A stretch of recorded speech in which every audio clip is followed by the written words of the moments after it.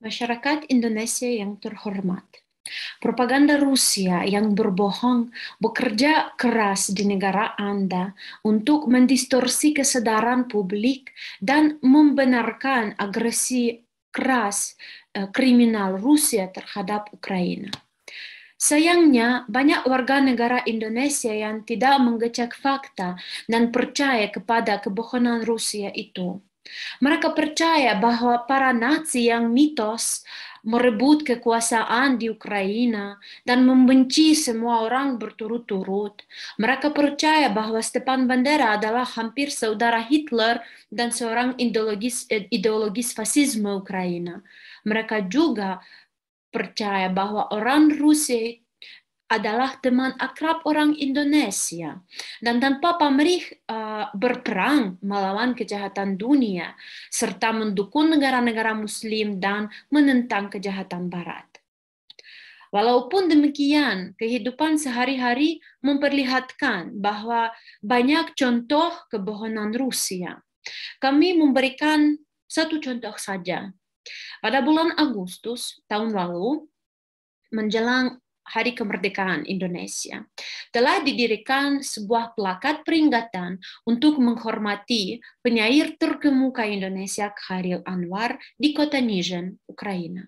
Acara tersebut dihadiri oleh perwakilan Kementerian Luar Negeri Ukraina, Duta Besar Ukraina untuk Indonesia saat ini Bapak Wasil Hanyanin, dan anggota masyarakat. Aktivis lokal Stanislav Proshchenko telah membayar untuk memproduksi plakat ini. Plakat telah didirikan di gedung yang dimiliki olehnya. Stanislav Proshchenko adalah penggemar berat karya Khairil Anwar. Dia menyebarkan kalender dengan puisinya dan tertarik pada sejarah dan budaya Indonesia. Delegasi Kedutaan Besar Indonesia di Ukraina bersama mantan Duta Besar Bapak Yudi Krisnandi juga datang untuk melihat plakat ini. Bapak Yudi memberikan sebuah hadiah buku dengan puisinya untuk Stanislav Proshchenko. Dalam konteks ini, perlu ditegaskan bahwa Stanislav Proshchenko adalah pengikut setia Stepan Bandera. Ajaran Bandera yang menginspirasinya untuk menghormati dan mempelajari budaya bangsa lain. Karena itu, dia juga jatuh cinta pada karya penyair terkemuka Khairil Anwar. Karena itulah Stanislav dengan senang hati mengikuti presentasi film Indonesia yang diterjemah ke dalam bahasa Ukraina, Darah Garuda, yang bercerita tentang perjuangan kemerdekaan Indonesia. Sekarang, setelah contoh ini, bayangkanlah seorang Nazi yang membayar uang untuk membuat plakat peringatan untuk menghormati seorang penyair Indonesia. Bayangkanlah seorang rasis yang penuh kebencian menyebut delegasi diplomat Indonesia ke kotanya dan mentraktir mereka di kafe terbaik di kota itu. Apakah Anda tidak bisa lihat bahwa orang Rusia membohong? Dan setelah itu, coba tanya, apakah di Rusia ada satu plakat pun untuk memperingati para penyair Indonesia? Tidak ada. Dan di Ukraina itu hanya untuk menghormati Khairil Anwar, ada 2 plakat peringatan yang telah didirikan. Yang kedua itu berada di Gunung Hoverla, yang merupakan gunung tertinggi di Ukraina.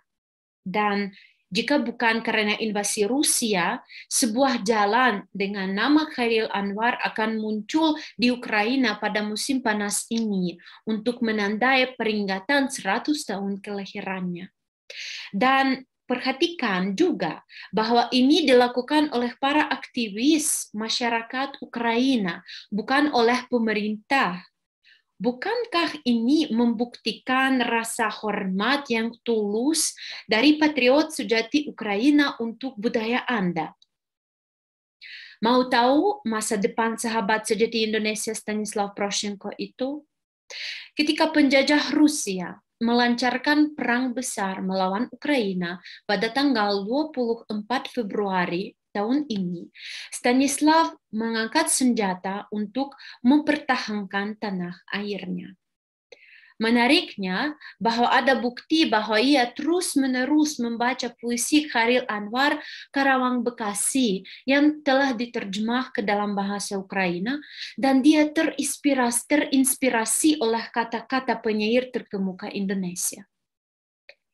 Stanislav Troshchenko tewas dalam perang sebagai pahlawan sejati pada awal Maret.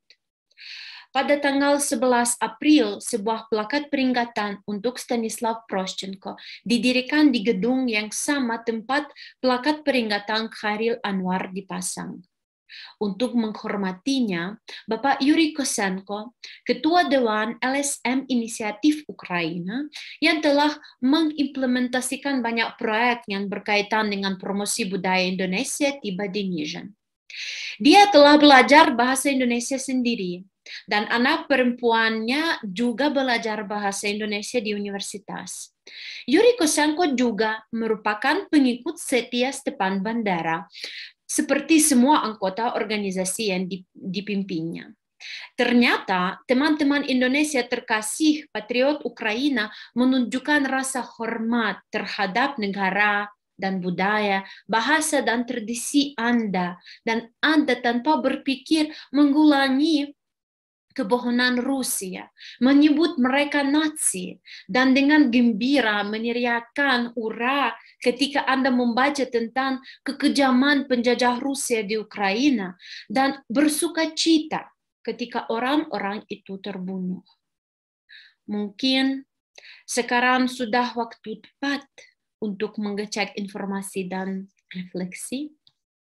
Apakah Anda sekalian lupa bahwa komunisme mulai digunakan oleh pemerintah pertama kali di Rusia? Apakah Anda semua lupa berapa banyak kesedihan yang ditimbulkan komunis Indonesia?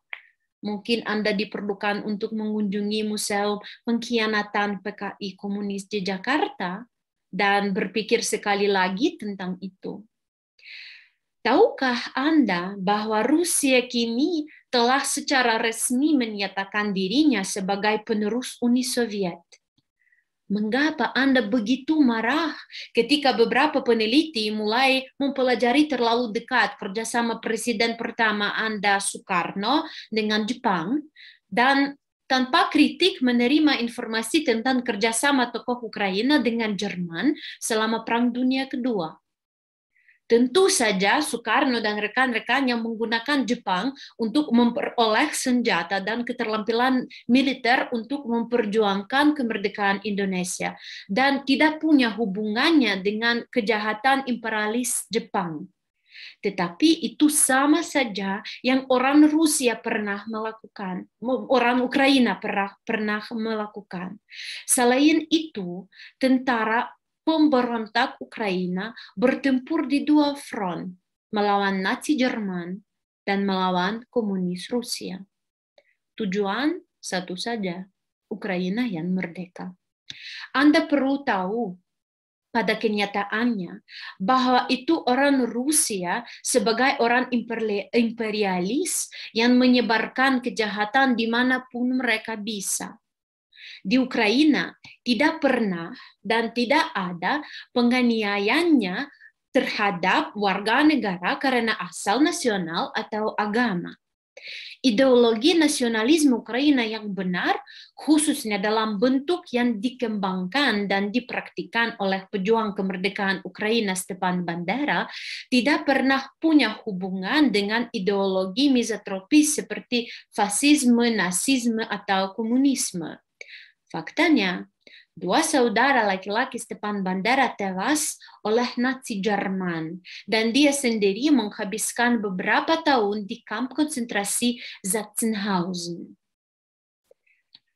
Rusia telah membunuh jutaan orang Muslim yang tidak berdosa. Mereka terus melakukannya sama di Syria dan Afrika. Rusia telah menyusun daftar buku-buku Muslim yang dilarang.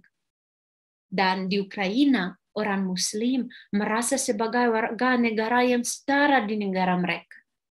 Rusia adalah kejahatan mutlak, dan Ukraina membalas seluruh dunia dari kejahatan ini. Oleh karena itu, mendukung Ukraina adalah tugas setiap orang yang mampu berpikir kritis dan membedakan kebenaran dari kebohongan. Kemuliaan bagi Ukraina. Slava Ukraini.